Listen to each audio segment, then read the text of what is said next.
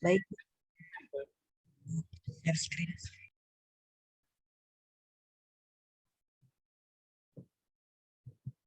Tapi sebelumnya saya mau nanya, insya Allah sehat semua? Gimana kabarnya? Sehat, Bu. Sehat, Bu. Sehat, Bu. Alhamdulillah, Bu. Alhamdulillah, Bu. Berarti insya Allah nih, tapi 46 ini, berarti ada yang belum gabung atau memang ada yang sakit? Mohon izin Bu, untuk satu orang masih ada yang izin dalam perjalanan.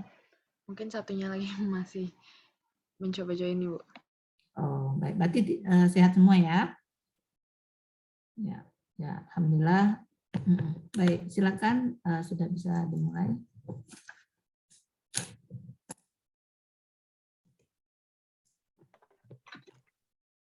Mohon izin Bu untuk dimulai. Ya, silakan. Assalamualaikum warahmatullahi wabarakatuh. Perkenalkan, kami dari kelompok 6. Sini kami akan membahas materi fisioterapi geriatri tentang proses fisioterapi gangguan sistem saraf lansia. Lanjut. Nah, di sini kita beranggotakan 4 orang.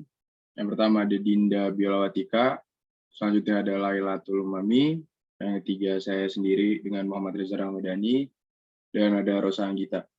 Di sini pembahasannya itu terbagi menjadi 3. Yang pertama, penurunan kognisi pada lansia. Kedua, gangguan motor kontrol pada lansia. Keseimbangan dan jatuh pada lansia. Lanjut.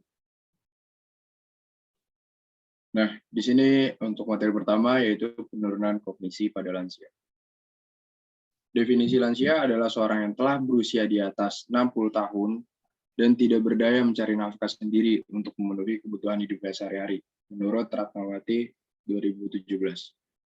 Lansia juga merupakan suatu proses alami yang ditentukan oleh Tuhan Yang Maha Esa.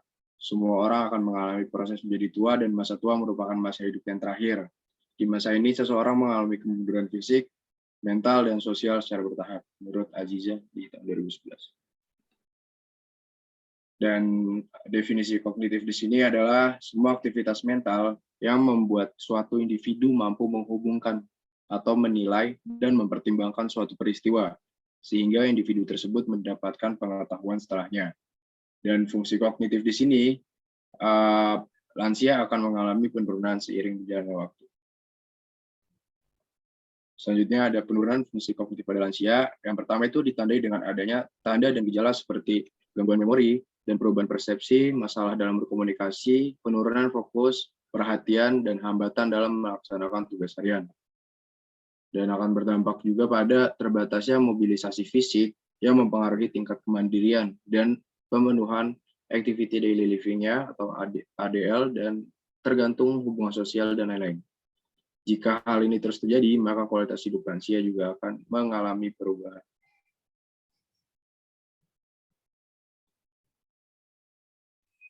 Ya, untuk yang selanjutnya ini ada tahapan gangguan terkait fungsi kognitif. Yang pertama ini ada gangguan sedang. Jadi gangguan sedang ini gangguan memori berhitung, aktivitas spontan menurun, tidak mengganggu aktivitas rutin dalam keluarga. Yang kedua ada gangguan berat. Jadi gangguan ini ingatan saat ini dan masa lalu, gangguan persepsi, disorientasi, tidak mengenal anggota keluarga, inkontinensia.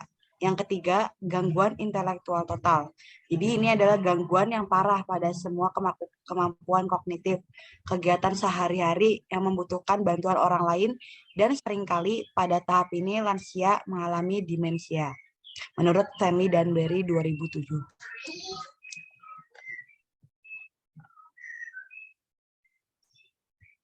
Sebentar.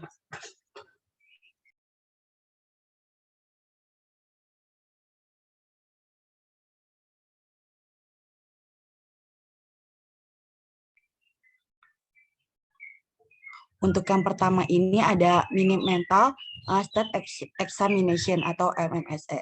Jadi tujuannya ini untuk membedakan di awal proses penyakit pada lansia, adakah yang mengalami gangguan neuropsikiatri atau tidak, juga digunakan selama follow up pasien yang menderita gangguan kognitif untuk menilai perkembangan penyakit. Untuk pemeriksaan fisioterapinya ini menilai orientasi, waktu dan tempat, registrasi, atensi, dan kalkulasi, recall, dan bahasa yang terdiri dari penamaan benda, pengulangan kata, pemahaman, dan pelaksanaan perintah verbal dan tulisan, menulis, dan menyalin gambar.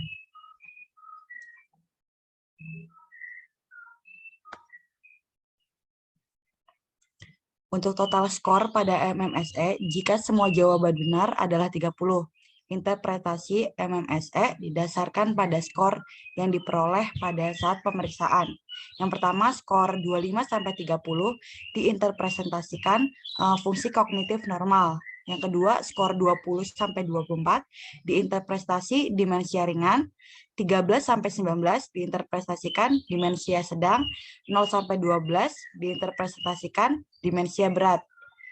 Kriteria objektifnya normal dengan skor responden dengan nilai 24-30, gangguan kognitif dengan skor responden dengan skor 17-23. Nah, selanjutnya ada mini kog test. Jadi mini kog test ini adalah tes screening gangguan kognitif singkat. Tes ini menggabungkan tes memori pendek dengan tes menggambar jam sederhana untuk memungkinkan screening cepat untuk masalah memori jangka pendek, ketidakmampuan belajar, dan fungsi kognitif lainnya yang berkurang pada pasien demensia. Untuk pemeriksaan yang tahap 1 ini, instruksikan pasien untuk memperhatikan dan mengingat 3 kata yang tidak berhubungan. Minta pasien mengulangi 3 kata yang telah disampaikan sebelumnya. Pastikan menyebutkannya dengan benar. Yang tahap kedua, instruksikan pasien untuk menggambar jam pada selembar kertas kosong atau pada halaman yang telah digambar lingkaran jam. Minta pasien untuk menggambar jarum jam untuk membaca waktu yang ditentukan. Setelah dia menempatkan angka pada permukaan jam, yaitu di jam 11.10 atau 8.20. Untuk selanjutnya bisa dilanjutkan oleh teman saya.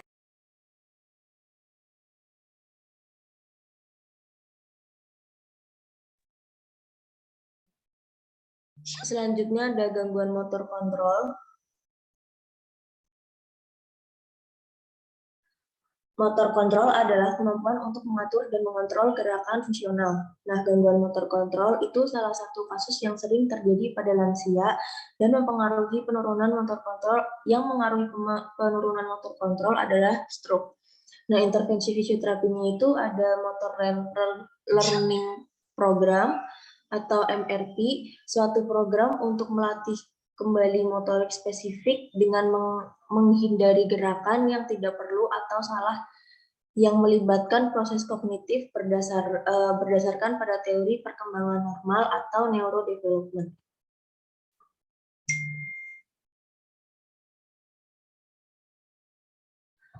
Selanjutnya ada keseimbangan jatuh.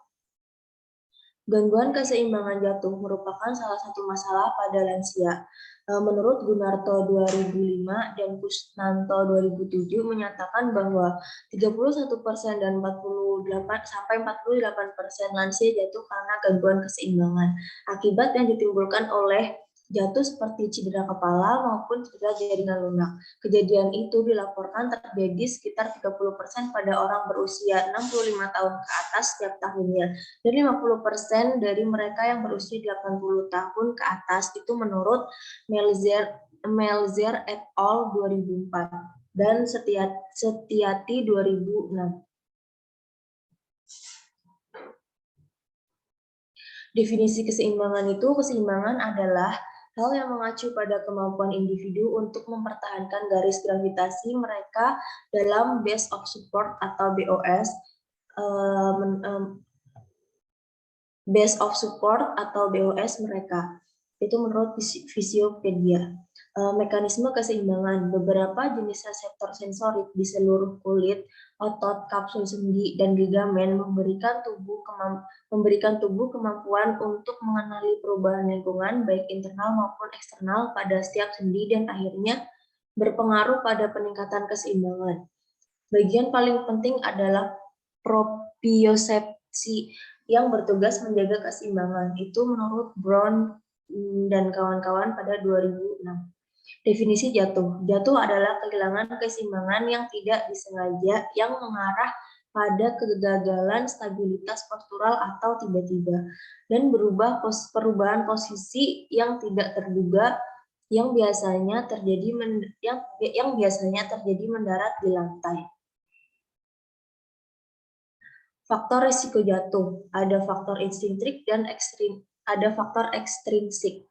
Faktor intrinsiknya itu kumpulan dari beberapa perubahan terkait usia dalam struktur kontrol postural, terutama pada mereka yang lebih tua dari usia 80 atau 85 tahun. Nah, untuk faktor ekstrinsiknya itu faktor-faktor tersebut antara lain itu lingkungan yang tidak mendukung. Pemeriksaan fisioterapinya itu ada Times Up on Good Test, Berg Balance Scale, Functional Range Test, Tineti Performa Oriented Mobility Assessment atau POMA, dan the Stand on One Leg.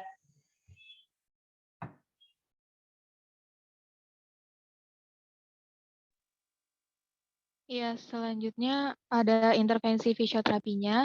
Yang pertama itu ada tandem stance exercise. Bisa dilihat di gambar, itu pasien berdiri di belakang kursi sambil berpegangan pada kursinya. Lalu kakinya itu sejajar lurus dengan jari kaki salah satu kakinya menyentuh tumit kaki yang lain. Tahan posisi tersebut selama 10-15 detik, kemudian diulang di setiap sisinya, yaitu kiri dan kanan. Latihan ini dapat meningkatkan keseimbangan postural pada bagian lateral yang berperan dalam mengurangi resiko jatuh pada lansia. Kemudian yang kedua ada Swiss ball exercise. Di sini menggunakan metode latihan yoga atau pilates. Dapat meningkatkan kemampuan pada core stability lansia karena mengaktifkan otot-otot perut dan punggung. Bisa di next.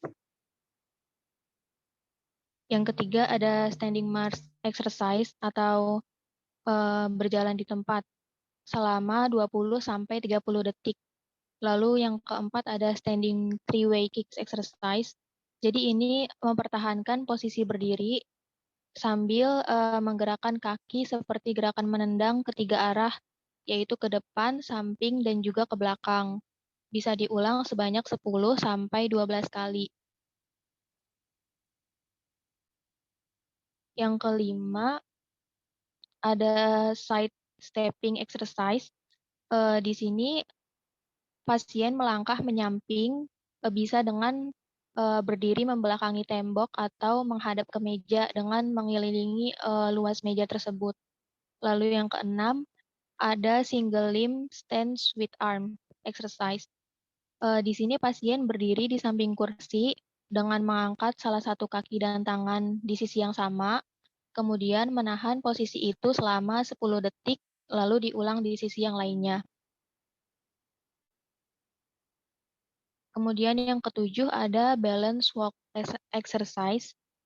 Di sini pasien berjalan di papan keseimbangan dengan merentangkan tangan sejauh 20-30 langkah. Kemudian yang kedelapan ada side leg raises exercise, dilakukan dengan mengikuti ritme pernafasan. Jadi ketika menarik nafas, pasien mengangkat kaki, lalu ketika membuang nafas, pasien menurunkan kaki. Itu di situ ada dua gambar, yang pertama itu diangkat ke samping atau bisa juga dilakukan dengan berbaring di atas matras, mengangkat kakinya ke atas. Next. Yang ke-9 ada leg swings exercise. Gerakannya mengayunkan salah satu kaki ke depan lalu ke belakang, diulangi sebanyak 10-12 kali pada setiap kaki. Yang terakhir ada clock reach exercise. Di sini caranya dengan pasien berdiri di samping kursi, lalu mengangkat satu kaki, kemudian menggerakkan salah satu tangannya di sisi yang sama dengan kaki yang diangkat, kemudian digerakkan tangannya ke depan, ke bawah, lalu ke belakang. Diulangi sebanyak 10-12 kali pada setiap tangan. Ya, mungkin cukup sekian yang bisa kelompok kami sampaikan. Jika ada pertanyaan dari teman-teman atau saran dari Ibu Nur dan teman-teman juga dipersilakan. Terima kasih. Wassalamualaikum warahmatullahi wabarakatuh.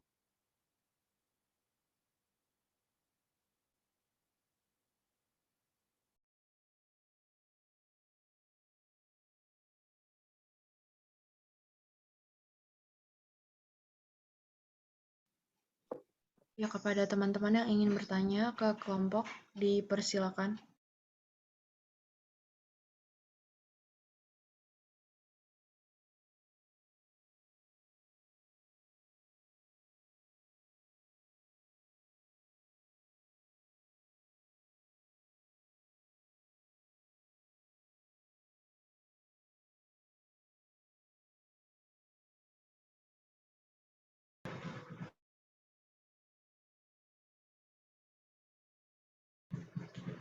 Mungkin saya izin bertanya. Saya Mutia Agustina izin bertanya. Untuk intervensi tadi, yang tadi dikasih dipaparin itu, bisa dikasih ke kasus apa atau itu cocok untuk diintervensikan ke kasus apa atau emang itu untuk yang keseimbangan itu aja atau gimana? Mohon penjelasan. Terima kasih.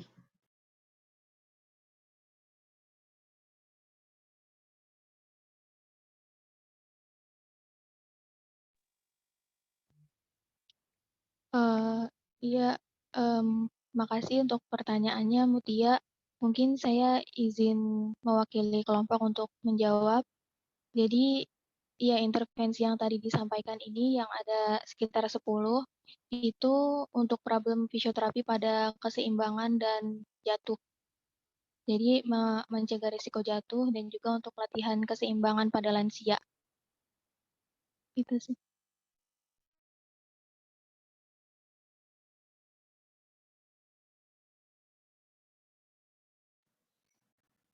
Baik, terima kasih Lala.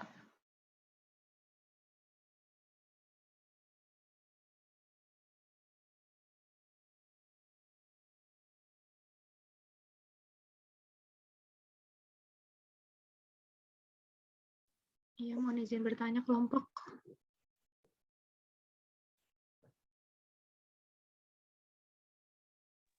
Iya, Andini. Iya, saya Andini. Mau nanya tadi yang pemeriksaan fisioterapi, saya baru tahu yang POMA itu dalam bentuk kuesioner atau dalam melakukan aktivitas ya. Makasih.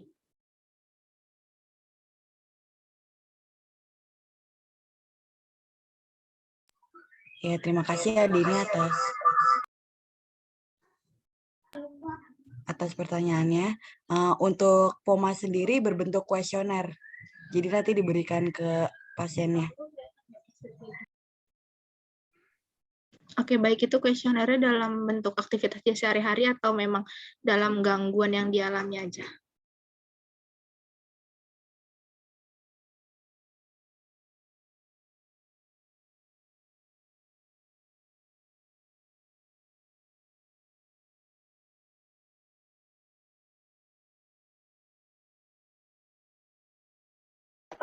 Ya, mohon izin menjawab, Andini.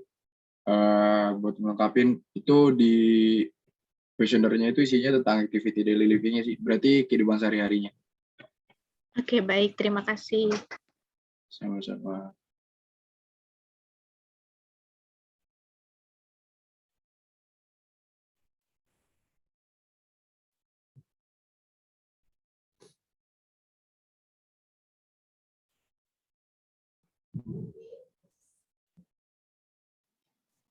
Ya, mungkin masih ada teman-teman yang ingin bertanya kepada kelompok. Dipersilakan.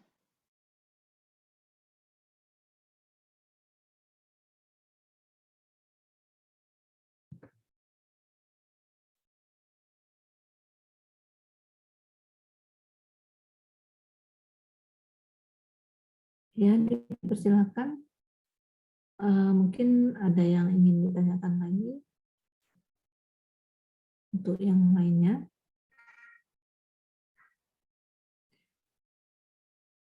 Jadi ini tadi untuk latihannya hanya untuk keseimbangan dan jatuh aja ya. Kalau yang untuk penurunan kognisi gimana? Ada tadi ya di paper kan? Apa saya enggak ini tadi ya? Ya, Ini izin menjawab, pemeriksaannya Bu. ya. Untuk yang kognisi ada pemeriksaan fisioterapinya kayak MMSE sama ini mini kok tes. Oh iya, bukan intervensinya? Oh, latihannya ya, Bu ya. Iya, maksudnya seperti apa gitu. Oh,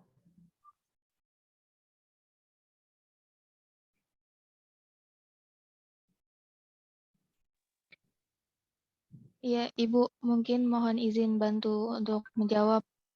iya. Ada Ibu tadi menggunakan metode MRP atau motor apa sih? Relearning. Iya, itu. Bentar, ada di slide ke-13 kalau nggak salah. Ya, itu yang di bagian C, motor relearning program. Jadi itu tuh berdasarkan pada pola gerakan motorik. Jadi dia berbasis pada pengalaman sama pengamatan yang dilakukan berulang-ulang. Contohnya seperti latihan pola jalan atau pola dalam meraih sesuatu. Menurut sumber yang kami dapatkan seperti itu, Ibu. Iya. Bisa sih, tapi mungkin kalau ini bisa gabung dengan motor kontrolnya kan. Berarti pada gangguan untuk kontrol gerak fungsional, kemudian juga bisa untuk melatih proses kognitifnya ya. Ya. Berarti kalau seandainya kognisi yang tidak bermasalah, motor kontrol yang tidak bermasalah, mungkin ada intervensi yang lain yang bisa diberikan. Gitu. Memang MRP ini satu intervensi yang memang bisa untuk juga melibatkan proses kognitif ya. Tapi tidak murni masalah kognitif gitu. MRP ada hubungannya dengan gangguan motor kontrol. Nanti coba dicarikan gitu untuk kognisi.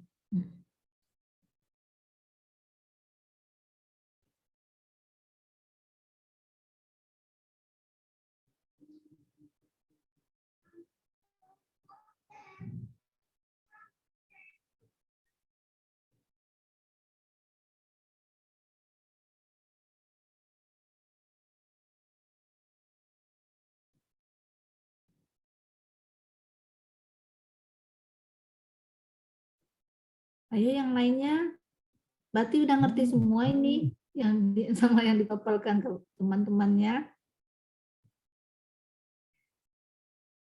Nanti saya ingin kalau bisa ini saya minta buatkan resume ya, tugas untuk semua, membuktikan apakah mengerti apa enggak ya. Nanti buat resume singkat aja, dibuat di satu lembar kertas saja yang Anda dapatkan hari ini. Itu mengenai materi hari ini, berarti 2 lembar ya, dua halaman ya, berarti 1 halaman yang pertama ini yaitu tentang penurunan kognisi, gangguan motor kontrol dan keseimbangan jatuh. Nanti 1 halaman resume yang untuk pertemuan nanti setelah kelompok ini. Saya minta resume, nanti difotokan, tolong buatkan drive-nya nanti sama si pennya ya, untuk saya periksa nanti. Silakan, masih ada yang ingin ditanyakan?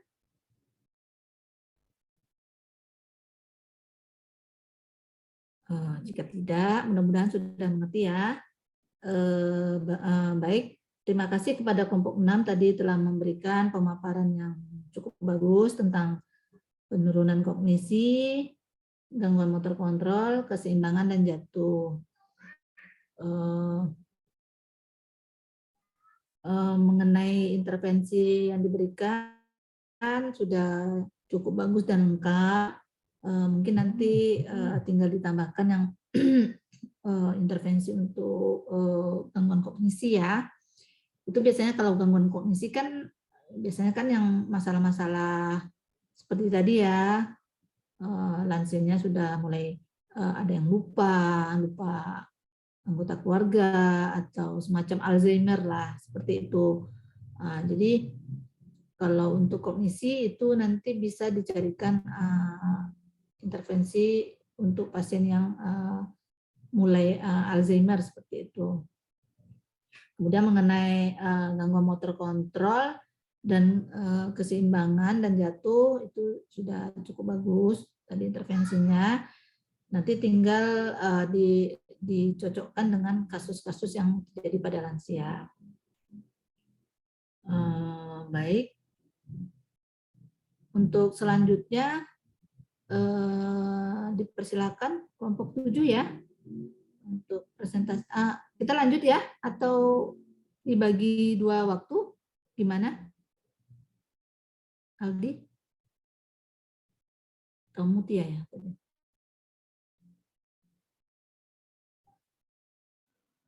Iya Bu, mohon izin mungkin boleh dilanjut ya Bu. Ya udah, silakan untuk kelompok selanjutnya. Ya kelompok 7 boleh disiapkan presentasinya.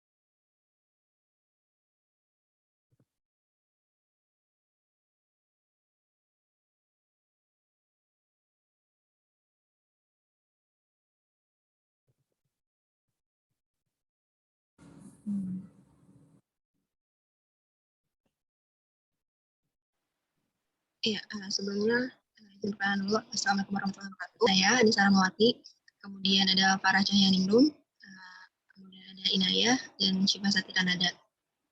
Kita langsung lanjut di materi selanjutnya ya.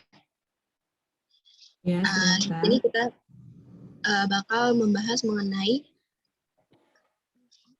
ini tuh nggak jalan ya teman-teman. Iya, belum jalan. Bakal ngebahas tentang sensibilitas sistem saraf tepi.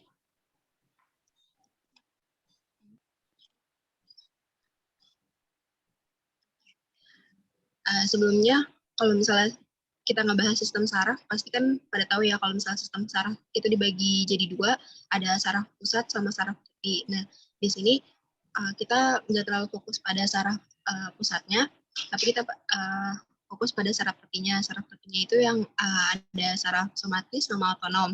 Terus dibagi lagi ada yang saraf kranial untuk di saraf somatis dan juga sama saraf sumsum tulang belakang. Terus untuk saraf otonomnya ada saraf simpatik dan juga parasimpatik.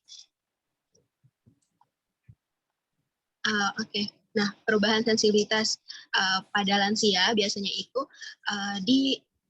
biasanya itu disebabkan karena adanya cedera pada sistem saraf tepi. Nah, cedera sistem saraf tepi itu dibedakan kalau misalnya menurut Seidel itu jadi 3, neuropraksia, aksonomesis, sama neurotmesis. Nah, untuk neuropraksia itu gangguan sementara konduksi tanpa kehilangannya kontinuitas aksonal.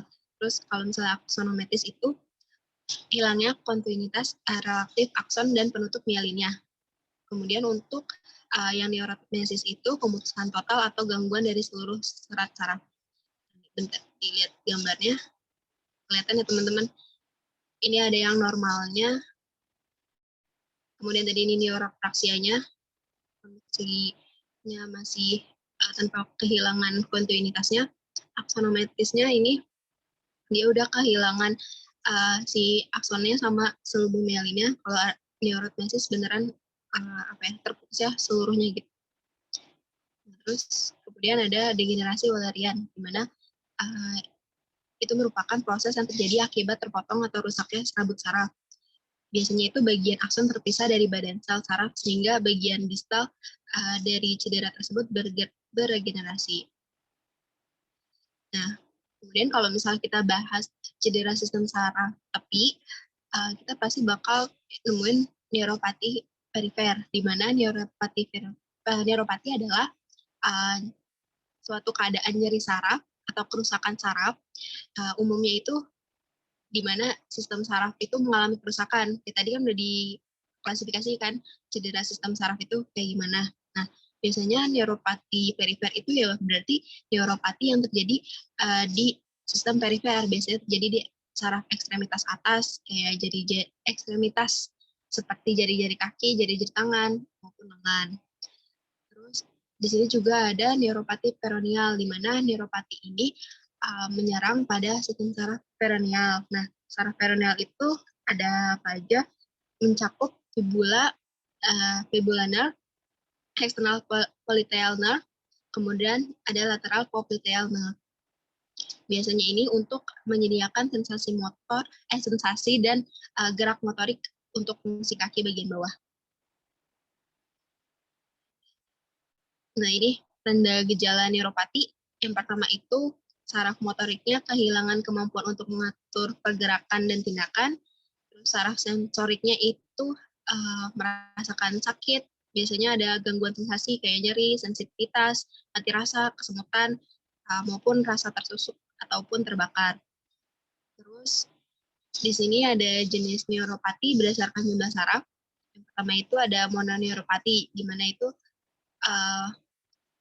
terkena pada satu saraf, dan polineuropati di mana bagiannya itu ada di, kalau polineuropati itu ada 2. Nah, polineuropati itu sering terjadi pada neuropati diabetik, mempengaruhi ekstremitas bawah, distal, dan tangan sehingga kehilangan sensorik.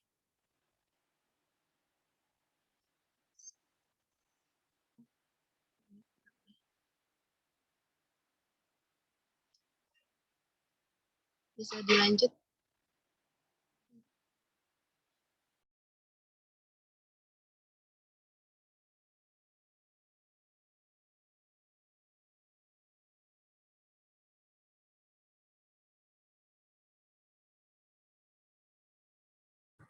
Selanjutnya dilanjut oleh saya. Jadi nyeri itu merupakan pengalaman sensoris dan emosional yang tidak menyenangkan yang terkait dengan kerusakan jaringan yang nyata atau ancaman kerusakan jaringan atau sensasi yang tergambarkan pada kerusakan jaringan.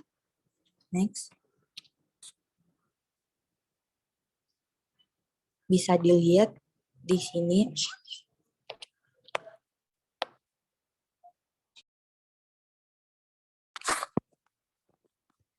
Next. Nah,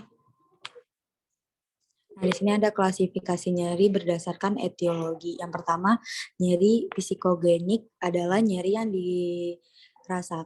dirasakan secara fisik yang timbulnya, derajat beratnya, dan lama berlangsungnya akibat faktor psikologis.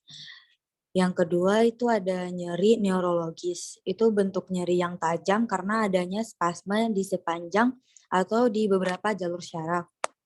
Yang ketiga ada nyeri inflamasi yaitu nyeri yang terasa pada bagian tubuh lainnya, umumnya terjadi akibat kerusakan pada cedera organ visceral. Terus yang terakhir ada nyeri pantom, yaitu nyeri yang disebabkan karena salah satu ekstremitas diamputasi. Next. Ini klasifikasi nyeri. Maaf, slide sebelumnya. Nah, kalau yang ini klasifikasi nyeri berdasarkan durasi. Ada nyeri akut, karakteristiknya itu nyeri akut yang tiba-tiba atau lambat dari intensitas ringan hingga berat dan berakhir dan akhir yang dapat diantisipasi atau diprediksi. Nyeri akut berlangsung kurang dari 6 bulan. Nyeri akut ini jika tidak ditangani akan mempengaruhi proses penyembuhan, masa perawatan dan penyembuhan akan lebih lama. Lalu ada nyeri kronis yang dirasakan secara tiba-tiba atau lambat dengan intensitas nyeri dari ringan hingga berat, terjadi secara konstan atau berulang tanpa akhir yang dapat diantisipasi atau diprediksi. Nyeri kronis umumnya bersifat menetap lama dan berlangsungnya lebih dari 6 bulan. Next. Nah, kalau ini klasifikasi nyeri berdasarkan tempatnya. Itu ada peripheral pain adalah nyeri yang terasa pada permukaan tubuh, itu misalnya pada kulit atau mukosa. Lalu ada deep pain, itu nyeri yang terasa pada permukaan tubuh yang lebih dalam atau pada organ-organ tubuh visceral. Terus ada referred pain, itu nyeri dalam yang disebabkan karena penyakit organ atau struktur dalam tubuh yang ditransmisikan ke bagian tubuh di daerah yang berbeda, bukan daerah asal nyeri. Terus ada central pain, itu nyeri yang terjadi karena perangsangan pada sistem saraf pusat, spinal cord, dan batang otak, lalu talamus, dan lain-lain. Lalu ada klasifikasi nyeri berdasarkan sifatnya. Incidental pain yaitu nyeri yang timbul sewaktu-waktu lalu menghilang. Lalu ada steady pain, nyeri yang timbul dan menetap serta dirasakan dalam waktu yang lama. Next. Ini skala buat ngukur nyeri. Bisa dilihat teman-teman. Boleh next.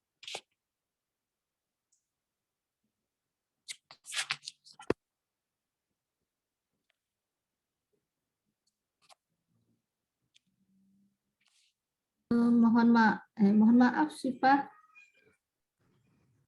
Mohon maaf sebentar. Saya mau izin sebentar, mau ini bayi saya lagi boleh? Sebentar ya. Baik, maaf ya, 5 menit aja. Sebentar. Tidak apa-apa, Ibu. Ibu. Oke, Ibu.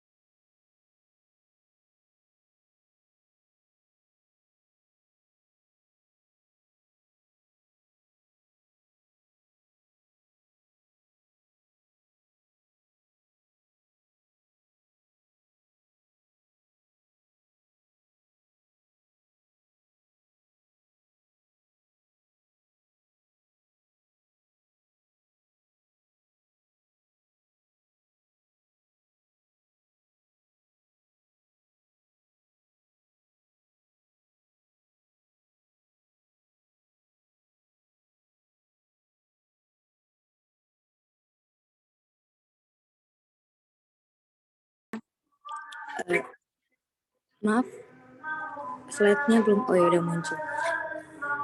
Nah, selanjutnya ada terapi konservatif. Di sini tuh ada stimulasi dan massage. Massage itu adalah stimulasi kuteneus tubuh secara umum, sering dipusatkan pada punggung dan bahu. Massage dapat membuat pasien lebih nyaman karena menyebabkan relaksasi otot. Lalu ada terapi es dan panas. Terapi es dapat menurunkan prostaglandin yang memperkuat sensitivitas reseptor nyeri dan subkuntan lainnya pada tempat cedera dengan menghambat proses inflamasi. Penggunaan panas mempunyai keuntungan meningkatkan aliran darah ke suatu area dan memungkinkan dapat turut menurunkan nyeri dengan mempercepat penyembuhan. Next. Lalu transcutaneous electric nerve stimulation atau TENS menggunakan unit yang dijalankan oleh baterai dengan elektroda yang dipasangkan pada kulit untuk menghasilkan sensasi kesemutan, menggetar atau mendengung pada area nyeri. TENS dapat digunakan baik untuk nyeri akut maupun nyeri kronis. Lalu ada stretching atau peregangan. Stretching ini tuh selain dapat menurunkan nyeri juga dapat mengembalikan kelenturan otot-otot yang mengalami kekakuan. Stretching atau latihan gerak membuat otot tetap lentur, membuat Anda siap untuk bergerak dan membantu Anda beralih dari aktivitas kurang gerak ke aktivitas banyak gerak tanpa menimbulkan ketegangan. Next. Lalu ada distraksi. Distraksi ini tuh membantu meredakan nyeri akut dan kronis. Ini melibatkan dan memfokuskan perhatian pasien pada suatu selain rasa sakit ini. Jadi di-distract dari rasa sakitnya gitu. Teknik distraksi ini dapat berupa menonton TV atau mendengarkan musik dan lain-lain. Jadi nggak fokus pada rasa sakitnya gitu guys. Next. Selanjutnya dilanjut oleh Inayah. Selanjutnya itu ada low back pain. Low back pain atau nyeri punggung bawah ini merupakan manifestasi keadaan patologik yang dialami oleh jaringan atau organ tubuh yang merupakan bagian pinggang atau yang ada di sekitar pinggang. Nah, LBP ini sering dijumpai dalam praktek sehari-hari, terutama di negara-negara industri. Nah, diperkirakan ini LBP sekitar 70-85% dari seluruh populasi pernah mengalami LBP selama hidupnya. Nah, prevalensi tahunannya itu bervariasi dari 15 hingga 45%. Dengan prevalensinya rata-rata 30%, dan data epidemiologi mengenai LBP di Indonesia ini belum ada. Namun diperkirakan 40% penduduk Jawa Tengah berusia di atas 65 pernah menderita nyeri pinggang. Untuk prevalensi pada laki-lakinya 18,2% dan pada wanita 13,6%. Untuk insiden berdasarkan hubungan pasien ke beberapa rumah sakit di Indonesia itu berkisar antara 3-5%. Untuk penyebabnya itu ada beberapa ya. Yang pertama itu ada postur yang salah, terus ada bisa karena traumatik, terus proses degeneratif, penyakit inflamasi, neoplasma, kelainan kongenital, referent pain, dan psikoneurotik. Nah, faktor risikonya itu ada pekerjaan. Dari posisi pekerjaan tersebut, terus durasi pekerjaannya, repetisi, dan pekerjaan statis. Nah, untuk pekerjaan itu ada yang statis sama dinamis. Kalau yang statis itu yang lebih beresiko terkena LBP. Nah, selanjutnya ada usia, jenis kelamin, obesitas, dan kurangnya olahraga. Nah, untuk tes khususnya itu yang pertama ada straight leg raise untuk mengevaluasi adanya lumbar nerve root impingement. Ini sebenarnya contoh videonya bisa ditonton.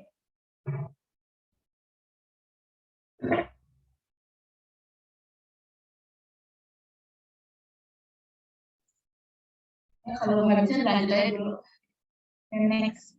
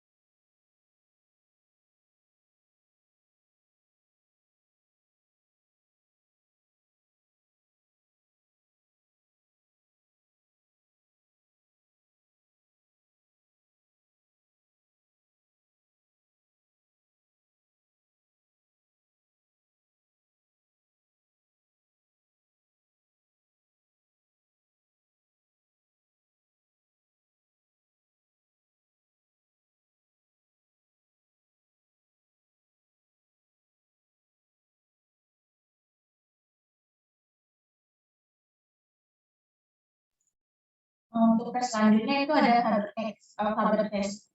Panjangannya itu flexion, abduction, external rotation test. Fungsinya itu untuk mengevaluasi patologi dari satu iliac joint. Nah, ini untuk contoh video.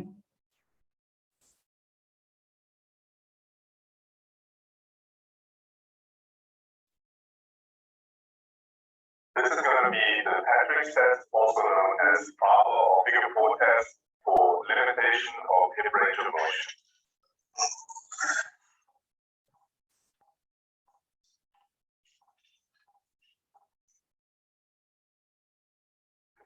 Set amputation into position, then cross the test leg over the other leg.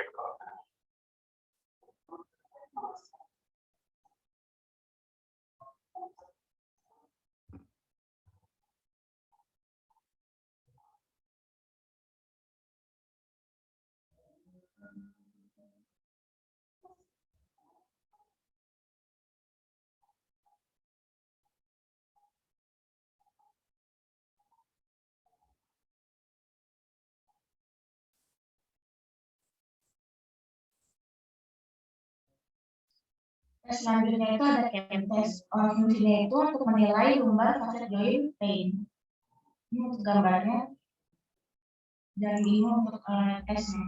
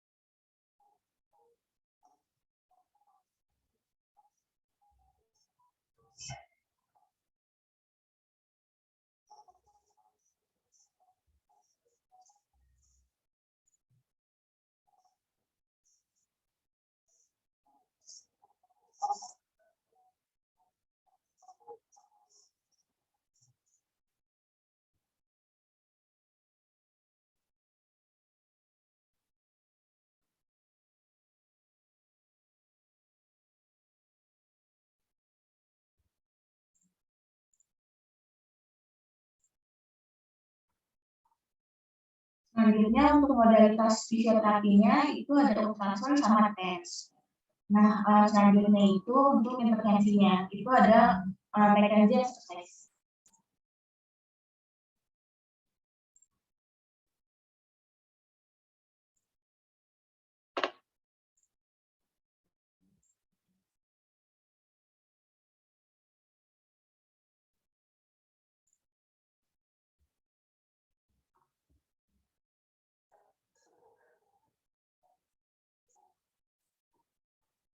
Best exercise for sciatica and herniated model. Well, I mean, we're not being exaggerating here. Eventually, it's going to go away and go back. So what happens is, when we're doing exercise, what we want to see first is that it goes out of the calf. Of course, I have trouble right away with that. Okay, that feels better, yeah. So it goes out of the calf, all the symptoms go out of the calf. Then we do some more exercises, and it all goes out of the thigh. Okay. We do some more exercises, and it goes out of the butt. And it's maybe a little worse in the back, but eventually this goes away too. This all goes away. And it's important to mention that's the order you want it to come in, right? You want it to leave it here, it would still be, yeah. And what side with somebody with the X side is that when this goes away, and this gets worse, right? Or stays around. That's not what we want to see. And the prognosis is if you can do the exercise that we're going to demonstrate and the leg thing improves quickly, it's a very good sign that you're going to have good long-term. And we're going to show you at the end of this, we're going to show you the exercise now, the basic things, right? At the end of this video, we're going to show you that disc, what happens with the disc when we're doing the exercise. Sure, you kind of have an idea. I'll do this. Go ahead, Bob. You're better at this. What you get to first start by doing when you have this is kind of McKinsey therapy. They're going to tell you to start by laying prone like this. Now, for some people, even this they can't. Right. This will even make their pain worse. So they actually have to start with a pillow. Right. And then you can lay here more comfortably or accurately. Sometimes 2 pillows, I even had to put 3 pillows. Right, yeah. And a lot of times I'll put the pillows this way so that yeah, I've done it both ways, Brad. So then if you want to lay that way for 5 minutes or 30 seconds or whatever, then you see if you pull the pillow away, get it like this. Right. Okay. And then eventually, you know, you can try it for 30 seconds or so. There's no benefit to the top of this. Right, and this is assuming the only thing is if the leg can improve, particularly below the knee or further away. If they don't improve, at least they don't get worse. Right, right. But we're hoping that you might get a little improvement. Sure, you start getting less tingling and less pain down there. Then you're going to go progress to the actual exercise where you're going to put your hand underneath your shoulders and you're going to do, I would say, a half press up first. Would you do that? Yeah, whatever is tolerated, I like to say, and if you do 5 or 10 of them, by the 5th or 10th one, it's getting easier. The pain in the leg, or the symptoms in the leg, I should say, because it comes to the tingling, improves, and you can get a little bit higher, and keep going higher. What you're not going to do here is this. Right. You're looking to get an arch in the back, not get an arch. I was telling my patients, imagine your belt going around your waistline, holding your waistline to the table of the floor. And eventually, sometimes that's what we do. Yeah, that's true. And then eventually, you pull press ups, right? And most people won't be able to do that because your belts are on. And you can eventually work up to that. Right. And, you know, as an exercise, you can do this 3 to 5 times a day, 10 times. I do that. People do it as many as every hour. Sure. If things are going well, and things are going well. Now, what you should know, though, is that quite often you have to pull back.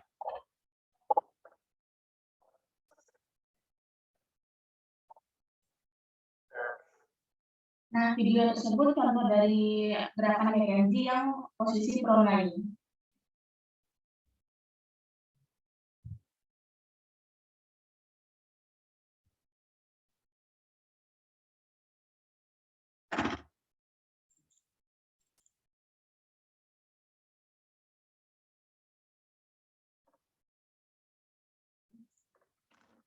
Sekian presentasi dari kelompok kami, kurang lebihnya mohon maaf. Apakah ada pertanyaan?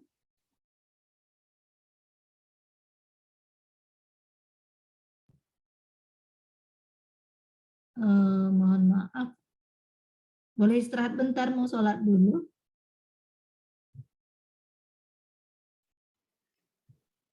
Sebentar ya. Iya, Ibu. Mohon izin bertanya, Bu. Mungkin untuk waktunya berapa lama ya, Bu? Mungkin 10 menit atau 15 menit. Gimana? Nanti kita masih ini kan jawab dan ini kan? Iya, Ibu. Biar bisa sholat semua nanti biar ini ya. Biar tenang gitu tanya jawabnya.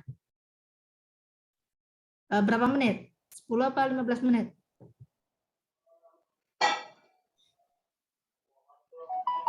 Mungkin 15 menit, Ibu. Baik ya. Kita sholat dulu. Berarti kalau ini ada yang mau live dulu atau tetap gitu, silakan, nggak apa-apa. 15 menit ya, nanti kita ya, lanjut ke tanya jawab ya. Baik, ya, bentar ya.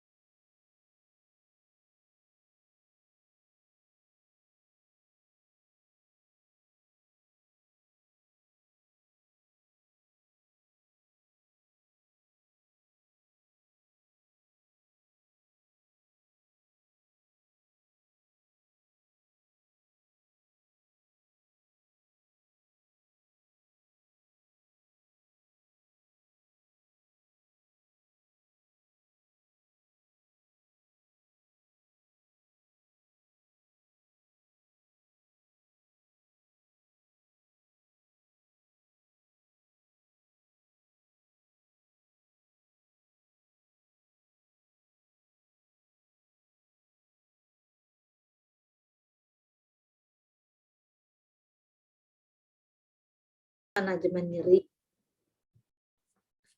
mengenai manajemen nyeri.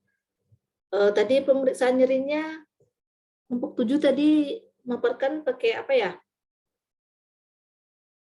Bisa di ini lagi, share screen lagi.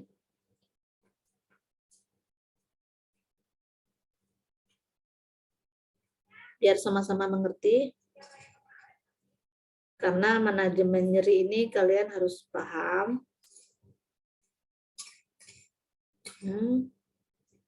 Karena inilah masalah paling utama dari pasien yang akan ditangani nantinya.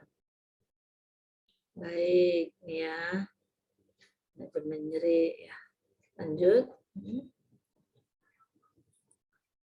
Nyeri merupakan ya. Terus.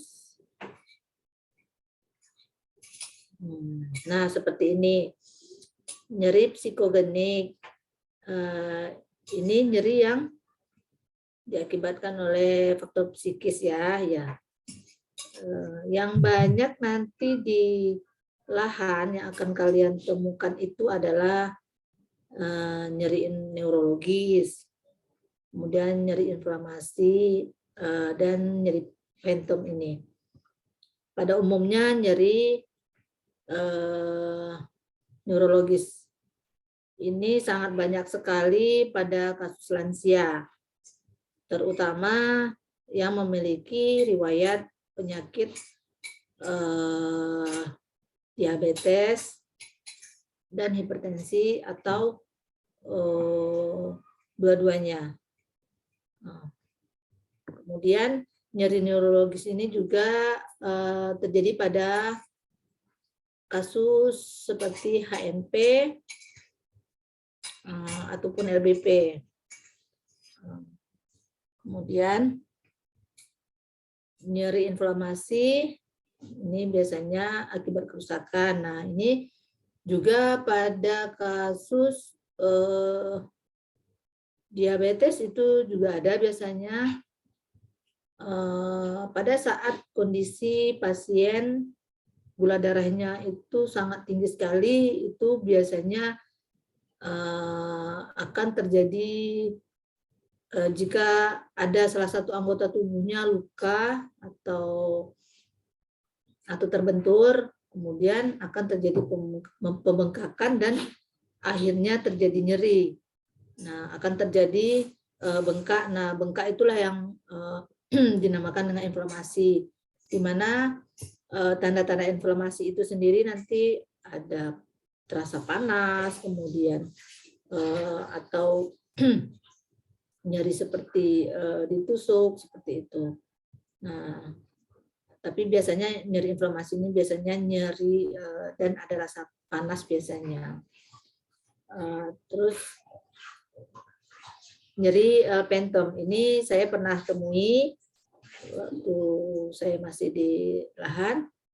Itu nyeri diakibatkan karena ada ekstremitas yang amputasi ya. Saat itu ada pasien saya yang tangan kanannya pada saat dia ingin memperbaiki mobilnya, jadi mobilnya jalan sendiri, akhirnya terlindas tangannya, jadi hancur, akhirnya diamputasi. Nah, itu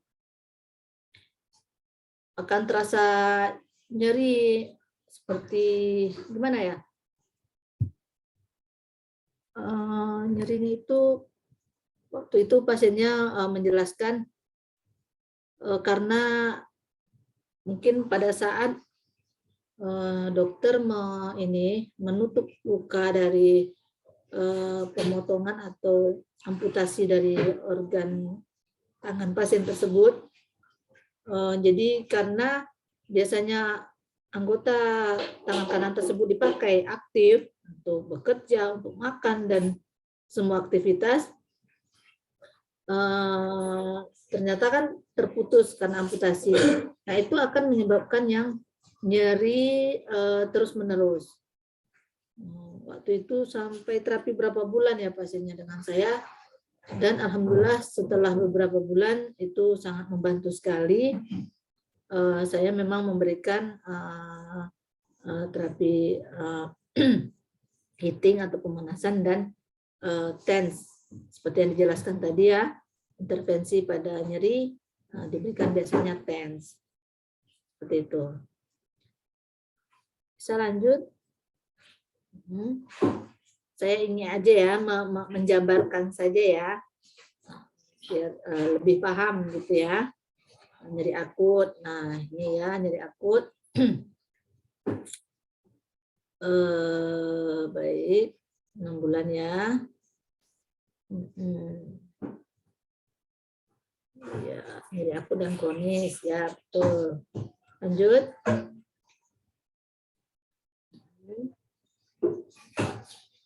Ya, ini nyeri perifer di dalam referen. Nah, inilah yang biasanya di lahan nanti juga banyak ini nyeri perifer, yaitu daripada anggota di saraf tepi nih ya. Kemudian nyeri dipen, nyeri yang terasa lebih dalam, ya. Kemudian referent pen. Nah, ini biasanya nih referent pen yang biasanya pada kasus HNP, ischialgia, LBP. Nah, di sini nanti central pen biasanya spinal cord, ya, dan lain-lainnya ya. Kemudian ini berdasarkan sifat, ya, nggak usah, tidak dipakai. Ya. Lanjut. Ini ya pemeriksaan tadi ya. Oh ya, ini pakai VAS ya. Namanya pakai VAS. Ada juga pengukuran nyeri yang lainnya nanti bisa ini pas 0 sampai 10 ya. Ini nanti biasanya kalau untuk pasien ini nanti bisa macamnya banyak gitu, yang ada gambar wajahnya ya. Jadi biar lebih menarik nanti pada saat menjelaskan ke pasiennya, ada yang pakai gambar wajah gitu. No pain itu berarti senyum pasiennya, kemudian nanti ada gambar yang agak berubah-berubah sampai yang nyeri sakit sekali, seperti itu. Coba lanjut lagi.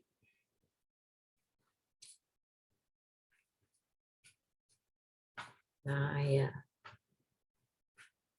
di sini biasanya kita memberikan stimulasi ya, biasanya TENS ya. PS juga biasanya pada pasien kronis juga. Baik, lanjut. Nah, ini tadi TENS ya. Jadi intinya TENS ini sudah belajar tentang modalitas. Sudah ya. Nah, TENS ini kan intinya TENS ini adalah memblokir ya, bekerja untuk memblokir rasa nyeri di otak. Jadi biasanya TENS inilah terapi yang paling disukai oleh lansia. Biasanya lansia itu saya minta disetrum, seperti itu. Minta disetrum itu biasanya ya TENS ini. Lanjut. Stretching-nya. Ya. Distraksinya mungkin relaksasi kali ya, terapi relaksasi atau gimana? Ada yang bisa jelaskan? Menonton TV, mungkin seperti terapi ini kali ya, relaksasi kali ya. Ya Bu, kayak pengalihan gitu, biar pasien nggak fokus ke dirinya tersebut. Baik. Kemudian, terus apakah ada yang ingin bertanya lagi? Dari tadi pagi sudah kuliah berapa mata kuliah hari ini?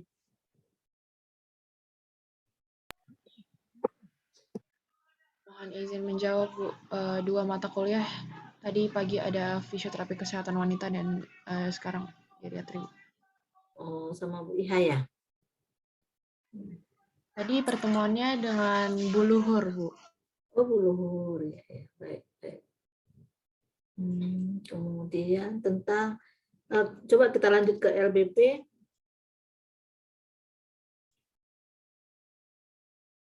Ya, kita lanjut. Ya, nah ini biasanya penyebab ini. Jadi dengan kalian paham nanti dari penyebab LBP ini, nanti akan lebih mudah memberikan edukasi kepada pasien, terutama pada lansia itu nanti biasanya LBP ini disebabkan oleh proses degeneratif ya. Kemudian karena menurunnya kekuatan dari otot, sendi, dan organ pendukung di sekitar sendi atau pinggang yang dikeluhkan gitu. Nah, jadi jika salah satunya umpamanya proses degeneratif. Kalau degeneratif kita tidak bisa menyembuhkan karena itu sudah memang alami ya, dialami, memang alami terjadi pada lansia. Jadi yang bisa kita lakukan mungkin dengan edukasi istilahnya proper body mechanic, misal cara mengangkat barang, cara duduk dari tidur, kemudian posisi posisi duduk, dan material kasus seperti apa, posisi tidur seperti apa. Jadi itu salah satu nanti edukasi yang diberikan kepada pasien lansia dengan LBP. Lanjut. Kita poin-poinnya saja. Lanjut. Nah, ini tesnya ya. Nah, tadi sudah dipaparkan juga. Nah, SLR biasanya straight leg racing itu akan terjadi nyeri. Jika tidak ada nyeri pada saat SLR, biasanya pada video tadi ya, biasanya kalau SLR positif, biasanya ada kasus nyeri di saraf ischiadicusnya. Jika tidak ada nyeri pada saraf ischiadicusnya atau tidak ada muncul nyeri, bisa diprovokasi lagi dengan dorsofleksi ya. Kemudian, tapi itu nama pemirsaannya udah beda. Pada saat diangkat saja SLR, kemudian diberikan dorsofleksi, namanya Bragard ya. Kemudian ada terakhir tadi mengangkat kepala, itu Nerites, seperti itu. Mungkin sudah paham ya dari video tadi ini kan. Kemudian lanjut. Nah, ini Patrick test ya. Patologi dari sacroiliac joint. Lanjut. Jadi ini sudah bagus, sudah lengkap ya kalau untuk kasus SBP-nya. Tinggal dipahami kembali. Lanjut. Ini untuk kasus joint. Nah, untuk modalitas, ya ini salah satunya ya. Ada dua ya. Ultrasound. Ini mungkin dari segi masalah umpamanya seperti spasme. Bisa diberikan ultrasound, tensnya untuk mengurangi nyeri. Jika ada masalah di faset atau yang lainnya, itu bisa diberikan latihan ya. Jadi modalitasnya ini yang alatnya ya. Latihannya yang berarti selanjutnya ya. McKenzie ya. Ini intervensi untuk latihannya. Bagus. Tapi yang kalau modalitas tadi juga traksi juga bisa kalau untuk kasus HNP. Hanya saja mungkin jika tidak ada punya alat traksi, bisa manual traksi nanti juga bisa masuk ke intervensi latihan. Ya, McKenzie ini untuk kasus HNP ya. Kemudian kalau dia hanya kasus LBP myogenik itu William Flexi exercise bisa. Ada tadi dipaparkan. Coba selanjutnya. Setelah McKenzie ini. Oh, udah langsung ke sensibilitas ya. Nah, berarti intervensi yang lain setelah McKenzie ini bisa William Flexi ya. Diberikan atau ada satu lagi, aduh apa ya nama ininya, kayaknya kok saya lupa.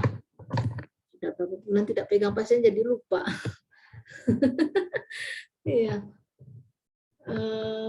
Aduh, nantilah dilihat lagi. Jadi perbedaannya kalau kasus HNP itu kan pasiennya tidak boleh posisi fleksi. Karena kalau fleksi itu akan memperberat HNP-nya. Karena HNP itu biasanya kan terjadi nukleusnya itu keluar dari ininya ya, dari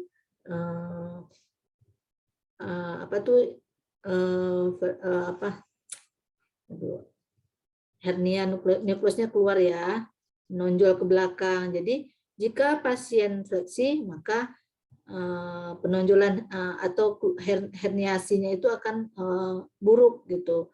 Jadi makanya latihan untuk pasien HNP itu diberikan McKenzie, yaitu dengan latihan ekstensi ya.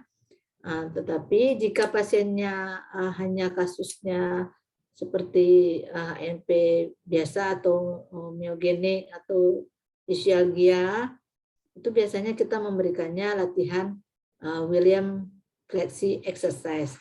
Itu gerakannya itu banyaknya fleksi, tidak ada yang ekstensi. Jadi nanti tolong ditambahkan ya, atau dicarikan. Jadi ini saya masih masukkan saja. Lanjut ke gangguan sensibilitas. Ya, lanjut.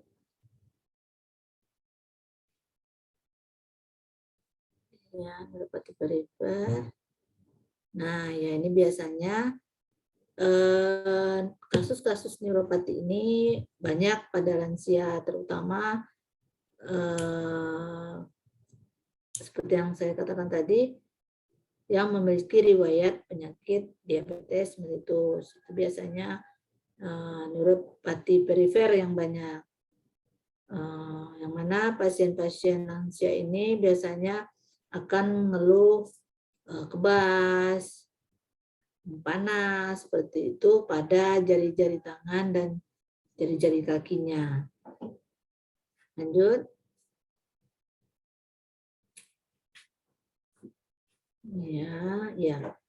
Jenis neuropati ada mononeuropati. Nah, itu tadi ya, satu umpamanya jari tangan kanan saja atau kiri saja, tetapi biasanya kalau untuk pasien diabetes itu biasanya polineuropati. Ya, lanjut lagi.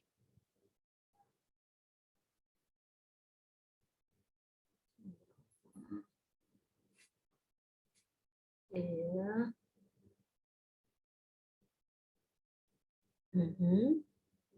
Sindrom GBS ya, GBS ya.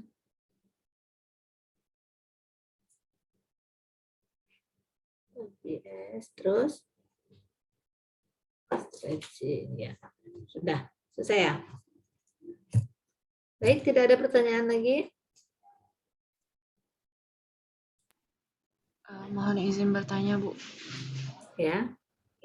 Kalau untuk lansia yang sudah sampai neuropati atau tadi yang cedera saraf lainnya, aksonomesis, neurotmesis, sama neuropraxia, apakah ada intervensi mungkin masih dapat distimulasi nggak sih Bu yang kayak gitu biar si sarafnya itu sehat kembali, atau karena emang udah proses degeneratif mereka nggak bisa kembali lagi Bu? Makasih Bu. Ya, pertanyaan bagus. Untuk lansia dengan gangguan neuropati ya, itu kita lihat nanti dari segi penyebabnya dulu. Kemudian jika memang karena degeneratif, itu memang tidak bisa disembuhkan, tetapi kita bisa membantu pasien untuk mengurangi rasa nyeri atau gangguan sensasi yang dirasakan oleh pasien. Tetap bisa, tetapi dengan memperhatikan pemeriksaan sebelumnya. Pada saat asesmen itu harus teliti nanti pemeriksaannya. Misal pasien dengan gangguan neuropati itu kita akan periksa dulu untuk sensibilitasnya ya, panas dingin, kemudian tajam tumpul, seperti itu. Jika masalah itu masih ringan, itu masih bisa kita berikan semacam stimulasi. Misal tajam tumpulnya dia tidak terasa, tapi panas dingin masih terasa, berarti masih aman diberikan stimulasi. Tapi jika panas tumpul dia tidak merasakan, kemudian panas dingin tidak merasakan, kemudian rasa halus dan kasar di kulitnya tidak merasakan, itu memang tidak perlu distimulasi karena bahaya. Bahayanya kenapa? Karena stimulasi itu kan menggunakan listrik. Jika intensitasnya kita tambah terus, itu akan menyebabkan rusak jaringan kulit pasien. Saya juga pernah itu teman sejawat yang melakukan tanpa memberikan pemeriksaan itu dulu, sensibilitas. Si pasien waktu itu nyeri di lutut. Jadi setelah diberikan diatermi dan ternyata diaterminya yang digunakan waktu itu shortwave diatermi, yang kebetulan itu adalah pemanasan dalam ya, sehingga setelah diberikan shortwave diatermi, kemudian si terapis memberikan TENS dengan intensitas yang cukup tinggi setelah kami teliti. Jadi kenapa cukup tinggi? Pada saat diberikan TENS pada pasien dengan intensitas yang berlebih, itu ternyata kulit pasien langsung melepuh. Dan beberapa hari kemudian pasien datang kembali, itu sudah luka bakar kakinya. Jadi setelah kami telusuri ternyata intensitasnya agak tinggi, dan pada saat kami coba di anggota yang sehat gitu, ternyata itu sangat tinggi sekali. Jadi sementara si pasien saat itu dipasangkan tidak merasakan. Nah, itulah bahayanya stimulasi. Jadi hal yang paling utama diperhatikan adalah pemeriksaan sensibilitas ini untuk kasus-kasus neuro ya, kasus neuropati seperti itu. Jadi untuk kasus lansia boleh kita berikan stimulasi dengan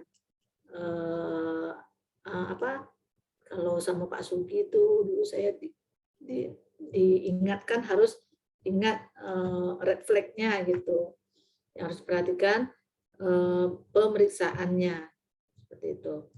Jadi apakah ada masalah pada sensibilitasnya itu, apakah masalahnya berat atau sangat berat? Jika berat, tidak usah diberikan. Mungkin bisa diberikan modalitas yang lain seperti itu. Silakan yang lain. Terima kasih, Bu. Iya.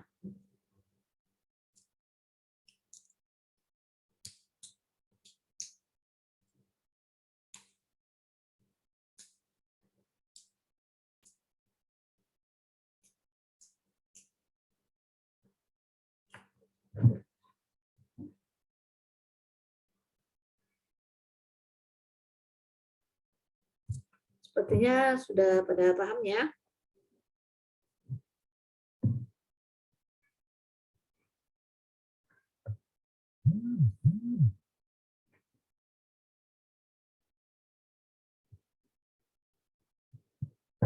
Baik.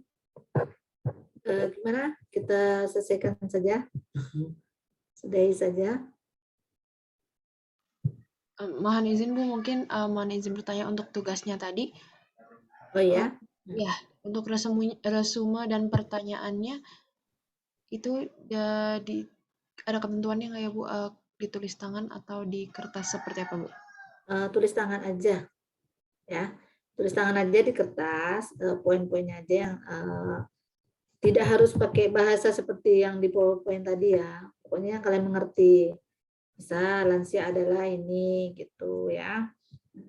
Kemudian masalah penurunan kognisi pada lansia seperti itu. Tulis tangan aja satu halaman untuk pertemuan ke-6, kemudian satu halaman untuk pertemuan ke-7. Nanti difoto aja. Nanti kirimkan ke drive yang saya kirim nanti. Ya.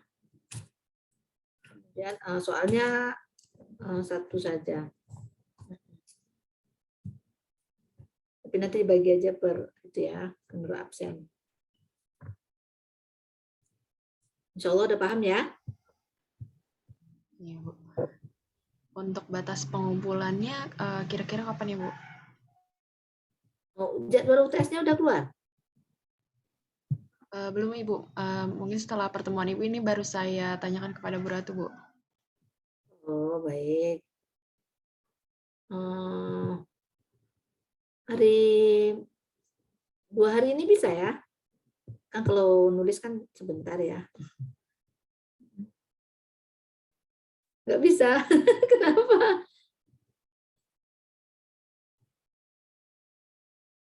Kan sambil ini mempelajari, siapa tahu soal yang kalian buat nanti itu yang keluar pas UTS-nya.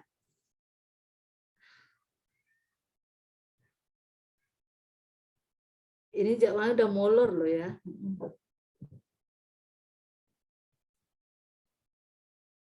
Kan satu soal cuma.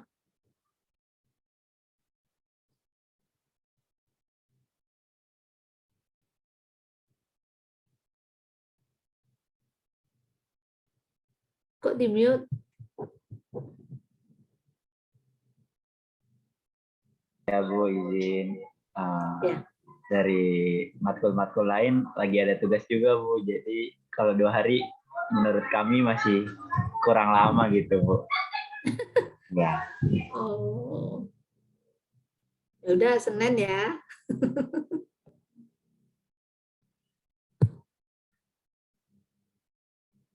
Ntar saya tengok jadwalnya dulu ya.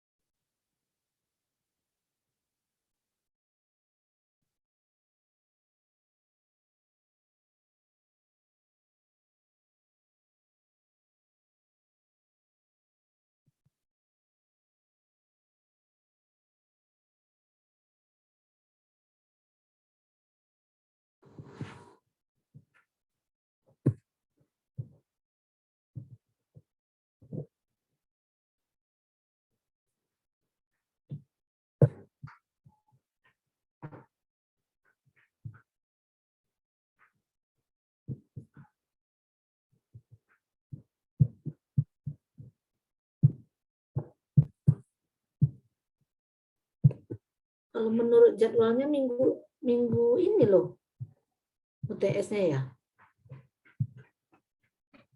Kalau menurut jadwal yang sudah saya terima, seharusnya minggu ini. Hari ini terakhir UTS-nya. Tapi malah hari ini kuliah terakhirnya ya. Iya Ibu. Karena kemarin ada keterlambatan Bu. Iya.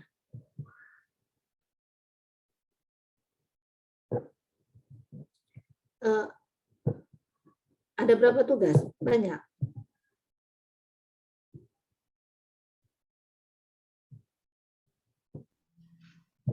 Haniza menjawab Bu, mungkin ada dari fisioterapi kesehatan wanita, tadi juga ada tugas, dan biostatistika.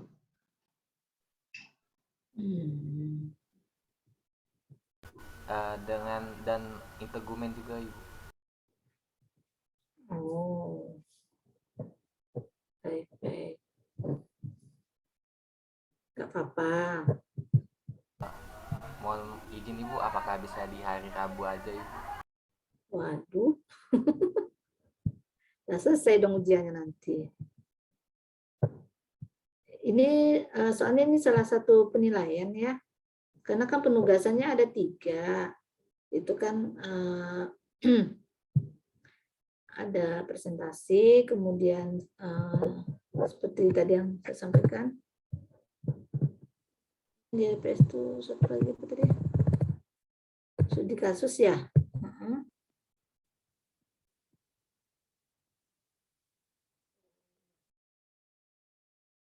buat makalah, kemudian laporan studi kasus. Makalah kan kelompok sudah buat ya. Yang studi kasus ini sebenarnya bagian dari praktik, harusnya ada. Dan ada resume, ini memang ada tugas di RPS. Kalau untuk resume kan hari sekarang pun kalian bisa tulis, kan tinggal ngambil dari materi sesuai dengan yang kalian pahami. Tulis tangan hari ini tuh sudah selesai. Kemudian untuk soalnya pun kan bisa diambil dari bahan yang kalian tulis tersebut. Dicatat dulu, nanti tinggal diketik. Ya, oke, nanti kirimkan di linknya. Hari Minggu ya terakhir ya? Atau hari Senin lah? Senin jam 23.00 ya Bu ya. Baik. Boleh. Nanti itu nampak kok siapa yang udah ngumpulin. Karena ini bagian dari penilaian ya. Oke. Sudah kan ini kan poin-poinnya ada 6 poin. Tuh silakan nanti dipahami kembali yang sudah dibahas oleh kelompok 6 dan kelompok 7. Baik, untuk ini udah jam berapa nih? Jam 4:30 ya. Kita sudahi aja ya. Ya, alhamdulillah. Terima kasih kepada kelompok 8 dan kelompok 6 dan kelompok 7 yang sudah memberikan pemaparan mengenai penurunan kognisi, gangguan motor kontrol, keseimbangan dan jatuh, manajemen nyeri konservatif, LBP, dan gangguan sensibilitas susunan saraf tepi pada lansia. Dan terima kasih atas pertanyaan dari rekan lainnya. Mohon dibaca kembali dan dipelajari kembali agar pada saat UTS minggu depan itu lebih paham dan dapat nilai yang lebih bagus ya. Jangan lupa nanti resumenya ditulis tangan saja, kemudian difoto. Untuk soalnya nanti di link yang akan saya kirim juga tolong dibuatkan satu soal saja. Baik, ini CP-nya sudah di screenshot untuk absensi. Ya, mungkin mohon izin untuk screenshot akhir perkuliahannya, Bu. Oh, baik, silakan. Itu kameranya dibuka semua ya.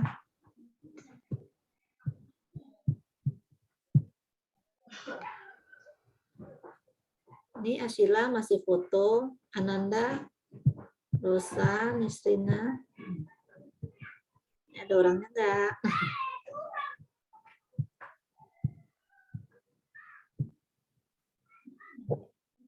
Ya, teman-teman dulu semuanya.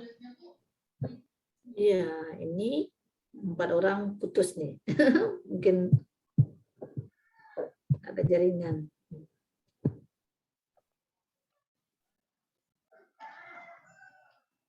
Untuk slide pertama,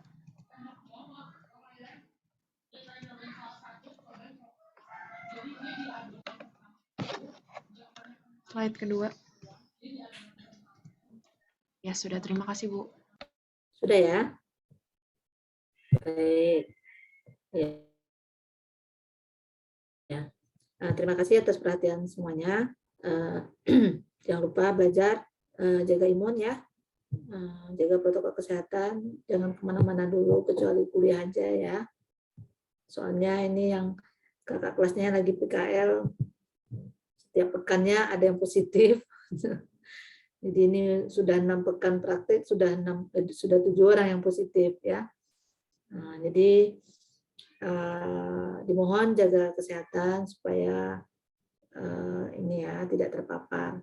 Saya pun juga baru masuk 1 pekan ini, 2 pekan yang lalu juga saya isoman. Jadi padahal saya hanya 1 minggu dalam 1 kali dalam 1 minggu ke kampus, tapi terpapar juga, tidak kemana-mana. Jadi tingkatkan daya tahan tubuh ya, jaga kesehatan. Jadi biar tetap bisa kuliah ya.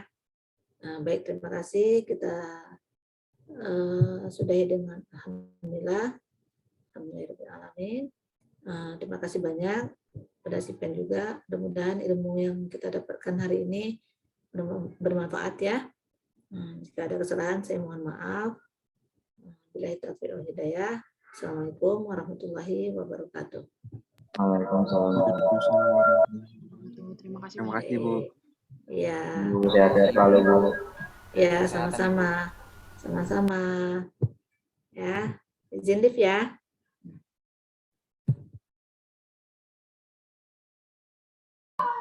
Terima kasih guys.